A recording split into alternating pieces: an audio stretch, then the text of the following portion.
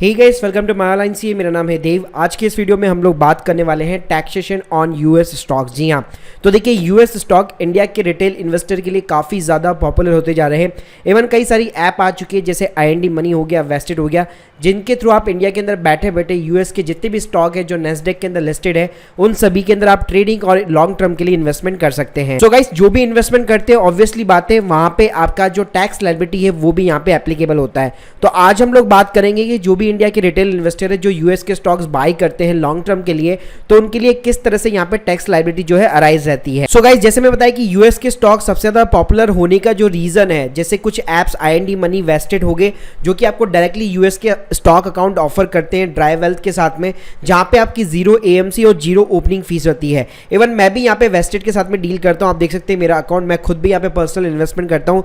Plus आप लोग भी अगर ज्वाइन करना चाहते हैं, मैं लिंक आपको डिस्क्रिप्शन बॉक्स में दे दूंगा, जहां से आपको $10 का एक्स्ट्रा बोनस भी मिलेगा।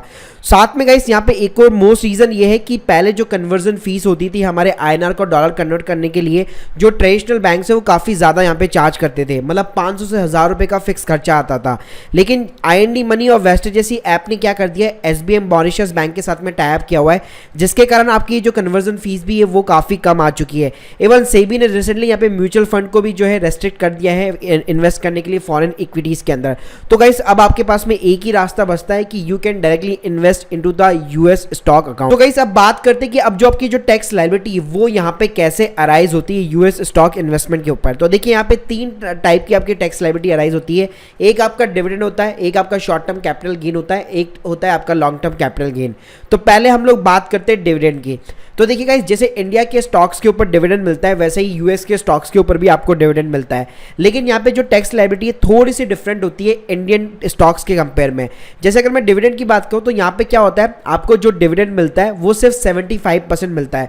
मतलब फॉर एन एग्जाम्पल, आपने गूगल का शेयर खरीदा मान लीजिए और $100 का आपको डिविडेंड मिला, तो आपके बैंक अकाउंट के अंदर जो आएगा, आपके वॉलेट के अंदर जो आएगा वो जस्ट $75 ही आएगा। मतलब 25 जो डॉलर है वो आपको यूएस के अंदर एज ए टैक्सेस पे करने पड़ते हैं।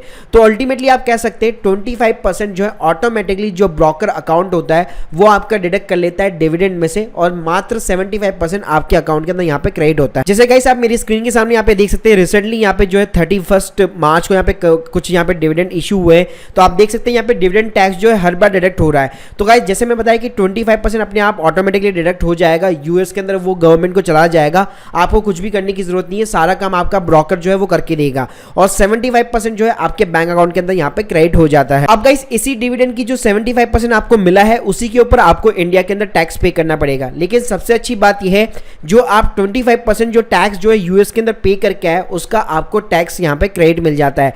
तो अल्टीमेटली जब अपनी ITR जब फाइल करेंगे तो उस टाइम पे आपको $100 का डिविडेंड दिखाना पड़ेगा, लेकिन उसके ऊपर जो भी टैक्सेस बनेगा इंडिया के अंदर उसमें से 25% टैक्स आपने जो यूएस के अंदर पे कर दिया था उसका आपको यहाँ पे सेट ऑफ मिल जाता है।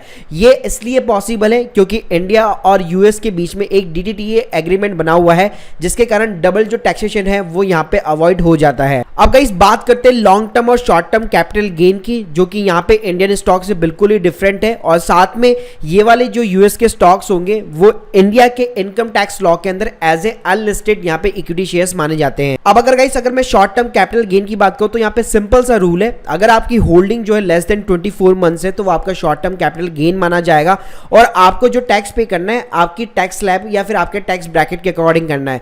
मान लीजिए अगर आप 30% टैक्स स्लैब के अंदर आते हैं इंडिया के अंदर, और आपका जो होल्डिंग पीरियड है लेस देन 24 मंथ्स है, तो आपको डॉलर्स के अंदर जो भी प्रॉफिट हुआ होगा और आपने उसको इंडियन करेंसी के अंदर कन्वर्ट करके अपने बैंक अकाउंट के अंदर डिपॉजिट किया होगा, तो उसके ऊपर आपकी स्लैब के अकॉर्डिंग आपको टैक्स पे करना पड़ेगा। इसके अलावा गाइस, अगर मैं लॉन्ग टर्म कैपिटल गेन की बात करूं तो अगर आपकी होल्डिंग मोर देन 24 मंथ्स है तो यही लॉन्ग टर्म कैपिटल गेन जो है आपका 20% लगता है।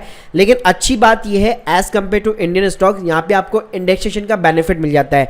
इंडेक्सेशन की बात करो तो आप सिंपली ये समझ सकते हैं, मान लीजिए आपने 5000 रुपए 2011 के अंदर जो इन्वेस्ट किए थे उसकी आज क्या वैल्यू होगी, तो अल्टीमेटली आप कह सकते हैं इसके अंदर आपका इन्फ्लेशन एडजस्टेड होता है। हर साल जो है गवर्नमेंट एक इंडेक्स जो है बेसिकली लॉन्च करती है, उसके अकॉर्डिंग ये सारी आपकी कैलकुलेशन होती है, और ये आपको नहीं करनी पड़ती है, आपका जो ब्रोकर होता है है वही सारी चीजें ये करके देता है। गाइस इंडिया के अंदर जहां पे long term capital gain 1 lakh रुपए तक एग्जेम्प्ट होता है और उसके बाद में 10% यहाँ पे लगता है, वहीं पे यूएस के स्टॉक्स के ऊपर आप कह सकते हैं ये 20% लगता है, लेकिन आपको एक एडिशनल बेनिफिट ये मिल जाता है कि इंडेक्स का आपको बेनिफिट मिल जाता है। गाइस बात करते हैं कि क्या क्या डॉक्यूमेंट्स की रिक्वायर है यूएस स्टॉक्स को यहाँ पे फाइल करने के लिए। तो देखिए जितने भी टैक्स के डॉक्यूमेंट होते हैं तो आपका जो भी ब्रोकर होगा वही सारी चीजें आपको प्रोवाइड करके देता है। अगर मैं वेस्टेड की बात करूं तो वेस्टेड यहाँ पे आपको खुद जो है जब भी फाइनेंशियल ईयर यहाँ पे एंड होता है तब उसके आप टैक्स डॉक्यूमेंट के कॉलम के अंदर जाएंगे तो आपको सारे जो है यहाँ पे डॉक्यूमेंट प्रोवाइड करके देता है, जैसे फॉरेन एसेट्स फाइलिंग की समरी हो गई, इसके अलावा फॉर्म 67 हो गया जो आपको टैक्स क्रेडिट लेने के लिए चाहिए होता है। तो गाइस आपको कुछ भी करने की जरूरत नहीं रहती है, सारी चीजें आपका ब्रोकर जो है यहाँ पे मेंटेन करके रखता है। अब गाइस बात करते हैं कि आपको यूएस के जो स्टॉक्स है वो आईटीआर के अंदर यहाँ पे कैसे शो करने हैं, तो उसके लिए आपको आईटीआर 2 या फिर आईटीआर 3 को यहाँ पे फिलअप करना पड़ेगा